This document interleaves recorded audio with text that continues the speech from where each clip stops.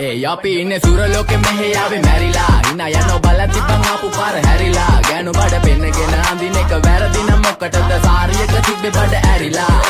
ගෝංගල පතු වෙන්න ඕන් දැම්ම මාළුවන්ට පාන් දැම්ම වගේ ඇවිත් තාල යන්න එන්නේ පහල යන්න ඇවිත් අත වාල යන්න අපි ගැව්වේ මොරා නිසා පදිරි වෙන්නේ නෑනේ ඔය සාලයන්ට